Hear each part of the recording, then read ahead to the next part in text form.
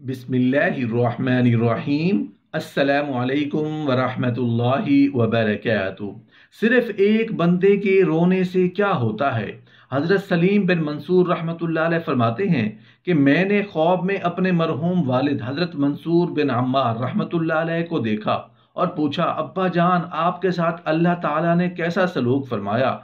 तो उन्होंने फरमाया, बेटा खुदा ने मुझे अपने सामने बुलाकर फरमाया, ऐ मंसूर जानते हो मैंने तुम्हारी मगफिरत क्यों फरमाई। मैंने अर्ज किया, नहीं या अल्लाह मैं नहीं जानता। फरमाया, एक रोज मजलिस वाज में तुमने ऐसा वाज सुनाया कि उस मजलिस में मेरा एक ऐसा गुनहगार बंदा भी था जो उम्र भर मेरे खौफ से कभी नहीं रोया था।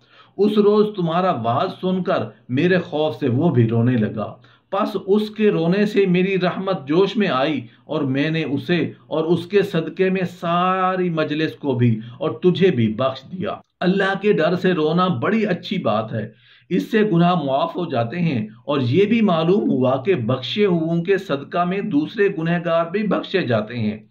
इसलिए अल्लाह वालों की महफिल में जरूर बैठना चाहिए ताकि किसी अल्लाह के गफूर बंदे की तुफैल हमारा काम भी बन जाए।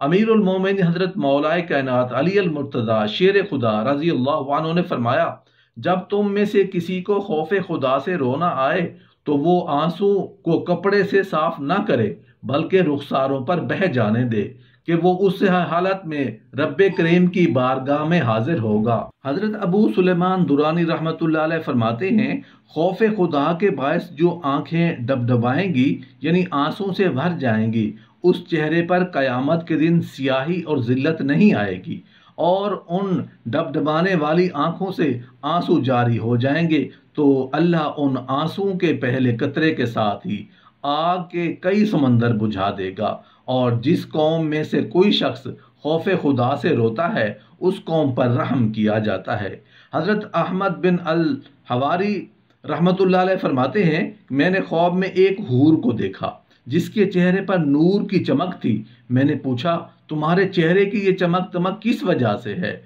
वो बोली, तुम्हें वो रात याद है जिसमें तुम रोए थे। मैंने कहा, हाँ। उसने कहा, तुम्हारे आंसू मुझे लाकर दिए गए तो मैंने उनको अपने चेहरे पर मल लिया, चुनाचे मेरे चेहरे की ये चमक दमक आपके उसी आंसुओं की वजह से है। रसूल अल्लाह सल्लल्लाहु अलैहि वसल्लम ने फरमाया कि एक बंदे से कहा जाएगा कि आग में दाखिल हो, वो दोजख के किनारे पर पहुंचकर इधर उधर देखने लगेगा और कहेगा, खुदा की कसम मुझको खुदा से अच्छी उम्मीद और भलाई का गुमान था। इरशाद होगा कि उसे लौटा लाओ, मैं अपने बंदे के गुमान के करीब हूँ। वो लोग जिन्होंने अल्लाह रब्बुल इज़्ज़त को देखा नहीं लेकिन वो यकीन रखते हैं कि कारखाना आलम को चलाने वाली जरूर कोई ज़ात है और वो उस बिन देखी हस्ती का डरते रहते हैं, किसी भी गलत काम की जानिब कदम बढ़ें तो अल्लाह का डर उन्हें रोक देता है।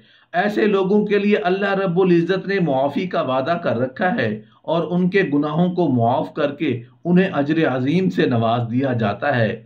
इरशाद बारी ताला है, यकीनन जो लोग अपने रब से बगैर देखे डरते हैं उनके लिए गुनाहों की मुआफ़ी और बहुत बड़ा अजर है। अल्लाह का डर दर हकीकत नेकी की बुनियाद है। जो खौफ इलाही दिलों से निकल जाए तो गुनाह जन्म लेते हैं।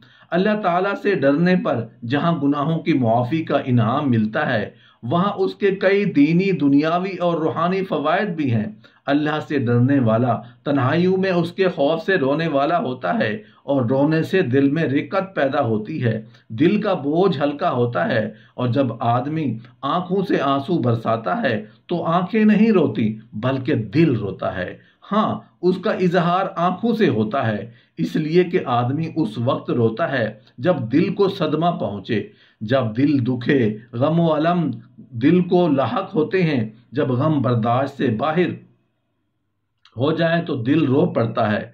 तब भी रंजो गम का धुआं पानी की शक्ल बन के आंखों से टपकने लगता है। जैसे आंसुओं से ताबीर किया जाता है उसकी दलील अल्लाह रब्बुल इज़्ज़त ने खुद कुरान हकीम में दी है। इरशाद होता है, پھر اس کے بعد ان لوگوں کے دل سخت ہو گئے، پس وہ پتھروں کی مانند ہیں یا اس سے بھی زیادہ سخت ہیں، اور بے شک پتھروں میں سے کچھ ایسے پتھر ہیں کہ ان سے نہریں پھوٹ پڑتی ہیں، کچھ ایسے ہیں کہ وہ پھٹ جاتے ہیں تو ان سے پانی نکلتا ہے، اور کچھ ایسے بھی ہیں کہ وہ اللہ کے ڈر سے گر پڑتے ہیں، اور اللہ تعالیٰ اس سے غافل نہیں جو کچھ تم کرتے ہو۔